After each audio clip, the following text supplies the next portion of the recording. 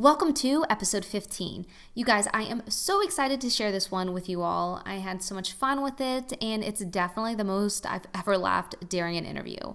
Today's guest is Kryz Reid. Kryz is the guitarist from Third Eye Blind, and when I interview musicians, it's like a box of chocolates.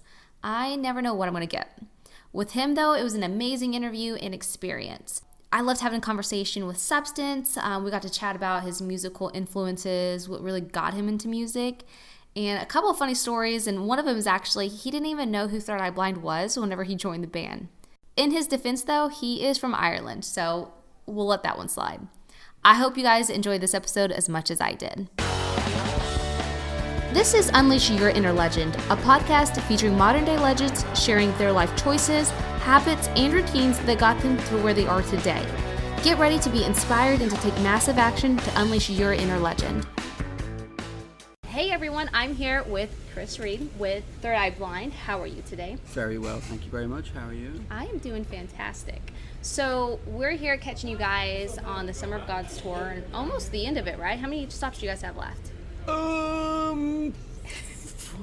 Which one is this? Hold on, you can edit this crap. Tomorrow we're doing the Houston show. Yeah. Tomorrow's Saturday. Yes. And then on Sunday we fly to Phoenix. Wow. We have 3 days off in Phoenix. And then we do 4 shows. And that's it. And then me and Steven, our singer, and Danny, Steven's tech, we all live in San Francisco, so we're going to ride our bus, which we've never done before. And Steven's never done it in his entire career. He was like, I'm going to ride the bus. And I was like, where's it going to drop us? And he was like, at our houses. Just like the absolute baller move. The fucking tour bus pulls up and you open the door and you're like, all right, see you guys. You have your little suitcase you roll away? Roll out your suitcase and you're home. Yeah, so it's the ballerest thing to do. I hope you document that with much of your techie gadgets. Are you going to document that trip? You're goddamn right I will, Hollie. Yeah, absolutely, man. Yeah, all of that. Yeah. Very cool. Well, how has the tour been so far? Fab. Either we're getting older or I'm taking on too many things to do at the moment, but I feel like we've less time. We used to have, it felt like we had more time. We'd get up and do a bunch of shit. We'd go take cycles. We'd all like the 3EB cycle gang. We'd all get our bikes and fucking cycle around after sound check and all that shit. And I was just talking to our front of house engineer Robert the other day, and I was like, I was at front of house with him and we were listening to the guitar tones and talking through some stuff like that. And I was going, we used to do this every day. And he was like, I know, man, where did all the fucking time go? And I was like, I don't know. Yeah. But, so the tour has been fab, the show's been going fucking great. Good. And all that. But yeah, I'm just like, I seem to be moving from crisis to crisis every day. I'm kind of going, oh, I gotta do this now. And then I gotta go do this. And that guy doesn't help at all. Brad, yeah, our drummer. We just rip on each other every day, all day. That's awesome. Yeah, that's how we say good morning to each other, is that. Oh, that's a great way. Yeah. I'm flipping off Brad with my finger. Podcast listeners. Well, cool. Let's talk about you. So, like, you're not like a founding member of Third Eye Blind. So how did you get into this band? Because of fucking Brad. Fucking Brad. Yeah, we played in a band in LA together. And then I'm talking about you. And then and then he invited me to come and try out for Third Eye Blind, didn't you? And we did a show in Hawaii together. He just called me up and was like, hey, how's your year looking? And I was like, huh? And then he goes, we got a show on Saturday in Hawaii. You want to come out and do that with us? And I was like, okay. And I'd have to go learn the songs because I never heard of Third Eye Blind before. Really? I grew up in Dublin, in Ireland, yeah. And they're not a big band over there. So I was just like, oh, just go learn the songs then. And he sent me a set list and I just learned the songs and then turned up and met Steven. And like the first time I met Steven, he was like, you know, hey man, you know, and he's really tall. And I was like, hey, how's it going? And he's like, Steven. And I was like, Kryz, like that. I was like, going like this. And then Brad goes, that's our singer. Like, oh, yeah. So, so that was it. We tried it. And then after the show on the Saturday or whatever, Steven said, all right, you got the gig. Go back to Dublin, grab your guitars. And that was like 10 years ago in February. So. And that was all history from there, right? That's awesome. It's just been a fucking roller coaster. It's amazing, yeah. It's interesting to see how, like, I guess you already had to connect with Brad, but it was interesting to see you guys just literally just went on, just did it. Yeah. This was the band. That's cool. Yeah, it wasn't for a few weeks before I realized how big the band were. Yeah. I was like, God, Brad's band are really big. We were playing a gig and there was fucking loads of people singing along. I was like, huh? Whoa. This is pretty cool. Yeah, this is pretty cool. So, yeah. That's awesome. So, obviously, for you to learn the set list or to learn that music within the short amount of time, you're very talented Yes, musically. I'm phenomenally talented. Absolutely. I'm glad you brought that up. I'm stating the obvious here. Well, the funny thing is, I learned the songs by ear. I just sat down and worked them out. And there's loads of weird tunings and all kinds of crazy shit like that. And I was going, it's really interesting. So I learned them all like that. And then, like I said, a few weeks later, I found out how big the band were. And I was like, oh, for fuck's sake. So I went on like the internet and there was like a whole bunch. Is it alright to curse on this? Yes, okay. yes. Yeah, I'm just checking. Fuck. Yeah. Because it's hard to get me. You're totally cool. So I went on the internet then and I was like, fuck, there's like loads of people Yeah. have already worked out these songs. Like there's loads of tabs and all that crap online. So I went and checked myself and I was like, oh yeah, I'm right. So yeah. Very cool. Yeah, it was cool. So, what got you into music? Probably my dad. I mean, I'd say like my dad and Prince. Yeah, very Right? cool. Because my dad's a music nut. He's just a big music fan. He's got tons of records and a big hi-fi system, and he's a photographer. So I get all of that stuff from my dad as well. But my dad can't sing or play an instrument or anything like that, you know? My mum can sing, and then me and my brother were just obsessed with music since we were kids. For me, it was like Prince. When I saw Prince, I was like, that. I want to do that. I want to go to there. So, yeah, just Prince. I just listened to Prince obsessively from like the age of 9 until probably 14 or 15. And so it was just Prince all the way. And then I heard Guns N' Roses. And Oh, then, yeah. And then I heard the Red Hot Chili Peppers, and they seem to be putting Prince and Guns N' Roses together. Yeah. And I was like, God damn my people. And yeah, it just went on from there. That's amazing. That's amazing musical influences. How did you take, like, when Prince had passed? How did that affect you? Oh, yeah, just total fucking shock for Yeah. like probably a week, like, and then one day I just started I like had a major like sobbing session. Yeah. And yeah, it was like, yeah, it was really impactful when he passed. Because I just thought that we'd always have Prince. You know what I Yeah. mean? And like Bowie was a shock, but like Bowie was hiding cancer. You know what I mean?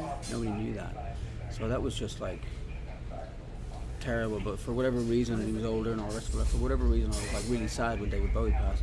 But like Prince was like my everything. Like when I was growing up, I was like, I would save my pocket money to buy Prince records. Like, you know what I mean? Yeah. And it would take a long time. I didn't grow up in a rich family. It would take a long time for me to save up that money, and it would be just buying the next record that he already, you know, because when I discovered him, he was like into like Purple Rain. Yeah. Was when I came across Prince. So there were all these records that he'd already released. Yeah. And I was like, it's like a treasure trove of stuff, you know what I mean? It's like, it's the guy I love, and there's all that stuff that he's done. And so I just went back to the beginning, and you couldn't even get those records in Ireland back then. So my family would go to the UK for a holiday, like, you know, go see your cousins and drive around and stuff like that. It's like a cheap holiday, you know what I mean? And I'd save up my pocket money for the holidays, and I'd go to like the big record store in London and buy fucking like the next Prince record that I didn't have, you know what I mean? Yeah. And then I'd put it on and listen to it. So I was fucking obsessed with it. Yeah. That's amazing. Yeah. It's funny you said that because, like, similarly to you, we grew up with little to no money, and my mom would always around tax time. That was our Christmas in April, and so she'd get a tax refund. She'd give us money. Well, me and my sister, we had, I don't know, $10 put together, I think. And it was like, we were a big ball on it in Hastings, which is a music place. And we dug and dug and dug. And that's the first time I listened to Third Eye Blind. It was, we had found an EP. It was like a $3 sampler. And like 3 songs of Third Eye Blind. We're cheap. So, well, like back then, though, this is a little bit, like this is in the 90s. But Oh, right. after that, we were hooked. We played that cassette until it was like the ribbon had stripped. Like it was broke. I heard a brilliant story the other day about Jimmy Eat World. So we're big fans of Jimmy Eat World. I used to go see them play years ago in London. And I was telling Jim, the singer, I was like, man, massive fan of your band. Saw you open it for Weezer in London. He was like, oh, no way, that was our first time in Europe, and blah, blah, all this kind of stuff like that. So some mates of mine were telling me the other night, we did like a rig rundown for Premier Guitar. Sorry.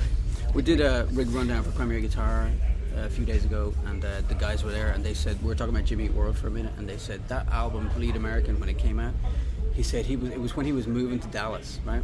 And I can't remember where he grew up, New York or something, so he was going to drive from New York to Dallas with his stuff. Him and his mate, they were moving, and it was like, this is it, we're going moving to Dallas, right? And they put the CD into the CD player. They had just gotten it, like, let's check out this Jimmy World. Yeah, cool, bro, yeah. Stuck it in, right? And they were listening to it, and they're driving along going, yeah, it's fucking cool, right? And it was like an 18-hour drive, some shit like that. And they were taking turns, and the fucking CD player broke. So it wouldn't eject the CD. So they only had the one CD to listen to for the entire trip. And he said they listened to it just on repeat, non-stop for the whole fucking trip. And when they arrived in Dallas, they pulled in, and they went fucking, they like smoked the joint and played it again when they arrived, because they were just in love with it now completely, you know what I mean? So yeah. That's an amazing story. That's funny. So talking about like Prince and how that affected you, it really makes you think as a musician. Obviously I'm not a musician, but I could assume that it makes you think about your legacy as an artist, right? Because Prince is no longer here, but although his music is. Yeah.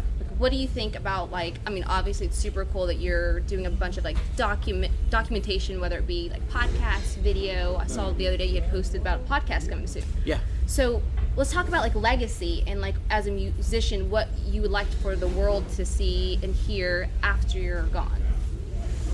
Jesus, good work, I suppose. You know what I mean? And that's why probably I do kind of document a lot of what we do in the YouTube series and all that stuff that I've done, which I need to get back to. But and the podcast and stuff like that, because I think it's important. I think it's good work, and I think that I'm first and foremost a fan of music. Yeah. So that behind the scenes, when you can pull back the curtain and see how the sausage is made, you know, I think that's shit that I would watch. So if like my favorite band were on tour and their guitar player wanted to fucking make little videos about what it's like being on tour, I'd watch the shit out of that, you know what I mean? So so that was kind of my motivation for kind of documenting all the stuff. And then the toys are just like, you know, those companies give me all these great toys, and then they're just, so it just gets slightly better every year. It's like the production quality is a little bit better. So yeah, I think it's important to document that stuff. I think it's worth preserving. Stephen isn't nostalgic at all, so he has a tendency to kind of just walk through all of that, you know what I mean?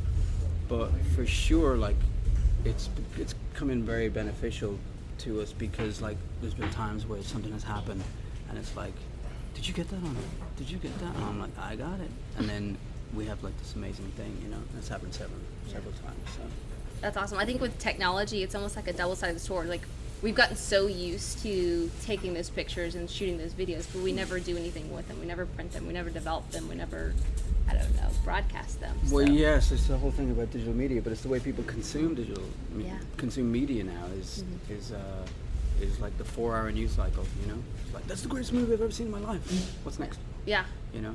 Instant gratification. Whereas, like, it used to be I'd listen to Prince records, it's all I had to listen to for fucking 4 months. Yeah. You know what I mean? So it was like, you would just lionize every inch of the fucking record sleeve, and you know, every single lyric and every single bit of everything. You'd roll up the sleeve that had all the lyrics to it. Yeah, and sing, you'd sing along. The most embarrassing story, not embarrassing really, but I was like 9 or 10 years old, and I was listening to the Let's Go Crazy single, but it was the 12-inch single. You know, when they had the extended mix, right?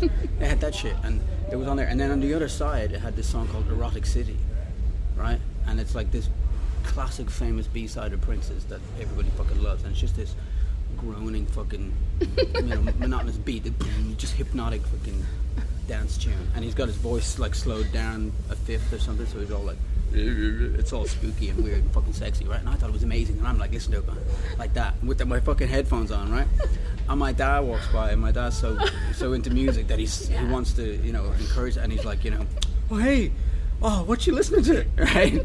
So I go, oh it's the Prince single, and my dad's like, oh yeah, and he takes it like this, and he goes like, yeah, great, and it's like Prince on his motorbike on the front, and my dad's going, like this, and I said, I'm listening to the B-side, it's called Erotic City, and I could see my dad turn it over, and the other side it's like Erotic City, and it's like Prince like lying down on the bed, half naked or something like that, and I could just see my dad go, right, okay, right, and he just fucking hands it back to me, and I was like going, fuck, And then he left the room, and I was like, fuck. And I took out the dictionary and I looked up erotic to see what the fuck I was missing, because I had no idea what that meant. Yeah. And it said of sexual pleasure. Yeah. And I didn't know what that meant either. Yeah. But I knew that it was bad. It was not PG-13. Yeah.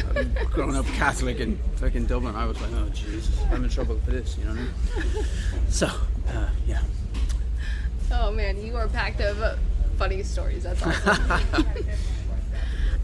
So cool. Let's talk about, you guys dropped a single yesterday.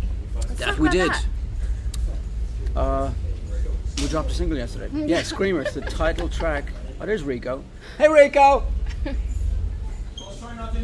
Sorry, I'll see you in a minute. Hey, John Marie. I'll see you in a minute. Yeah. Thanks, man. That's the guy who complains about us playing here.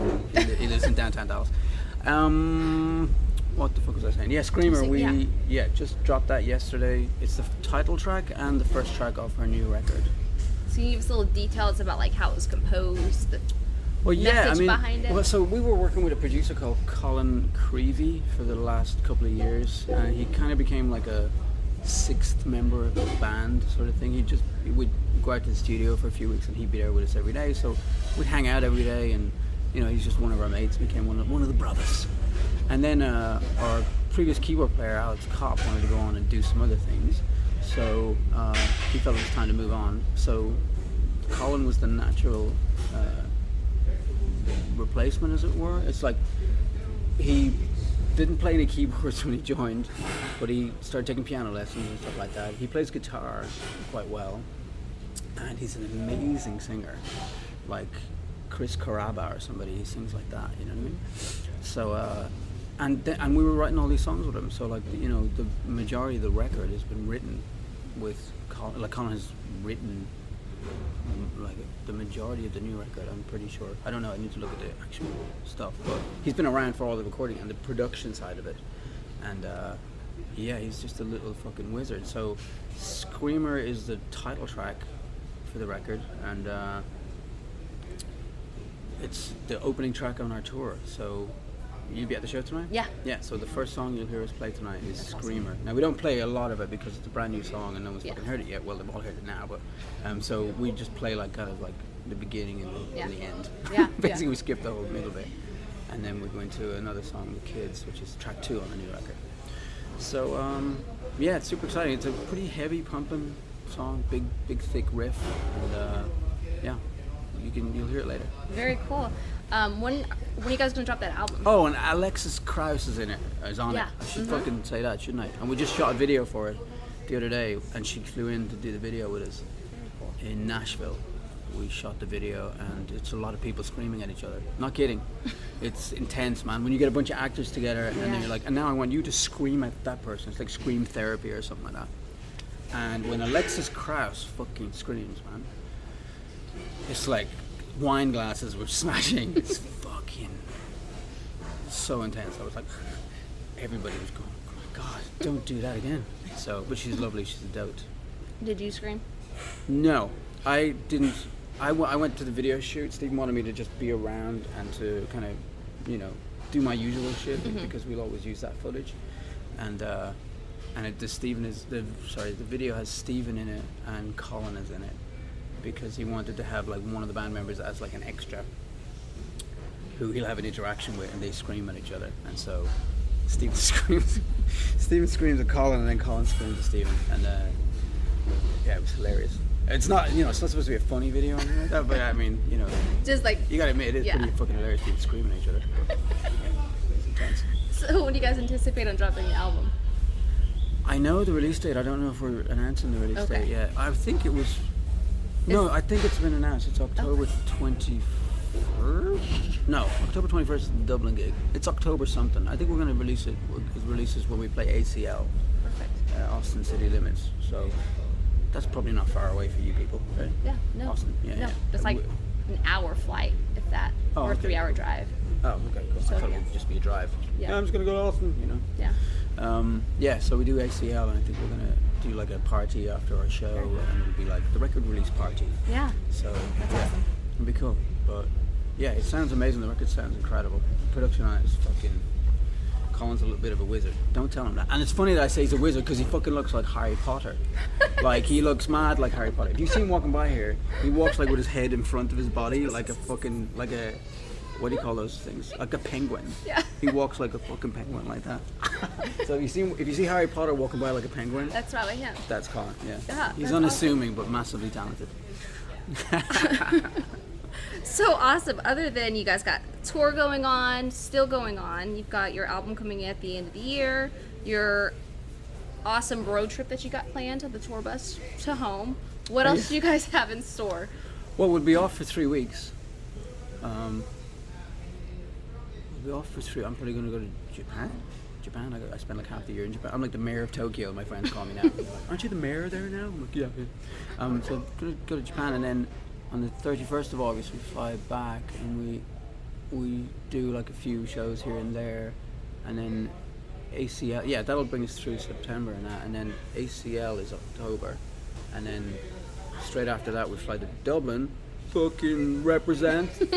And we start our European tour, so we're over there for a few weeks, and then when we finish that we've got like a day off, and then we start a US fall tour. Wow. And that'll take us through to December, so it's fucking non-stop. Yeah, and then we'll probably have a couple of weeks off, and then we'll be back in the studio. Maybe we're gonna do a few days in the studio in Austin as well, so yeah. Very cool. Well, so for listeners tuning in, what's the best way for them to follow your journey and then connect with you guys as far as like media and everything? I mean, there's the website is like a central hub, but whatever way people discover their music, they tend to keep it like that. Do you know what I mean? So if we're on Spotify, if you use Spotify and we say the new single's out, they're going to go to Spotify. Yeah. So if I say check it out on YouTube, they're going to be like, well, but I've got Spotify. You know what I mean? So it's funny, people consume where they live. You know what I mean? So the best place to find it is wherever you find good music. Doesn't that sound kind of cheesy, but that's kind of true. Yeah. Do you know what I mean? We're not like, it's not a singular platform or anything like that. It'll be out everywhere. Also YouTube, we're doing like a lot of video work right now. Very cool. And so there's going to be videos for every song on this record. Awesome. And we may or may not release all of those the same day that the album gets released. Just be like, you know, like a Netflix special. Yeah. Here's all of it. You know. What? Do this weekend. Yeah, binge this shit. You know, and then tomorrow you'll be watching fucking Stranger Things season 4. You know what I mean? Right? So just the way people consume now. So yeah, so the website's a good spot, turtlemon.com, to centralize everything. Yeah. And then YouTube, and then our Twitter and Instagram. You know, and it's all just Third Eye Blind. Yeah. Very cool. Well, I appreciate you taking the time to sit down with us. Absolute pleasure. I hope you enjoyed this episode of Unleash Your Inner Legend. For more inspiration, make sure to subscribe by going to unleashyourinnerlegend.com. We'll see you guys next week.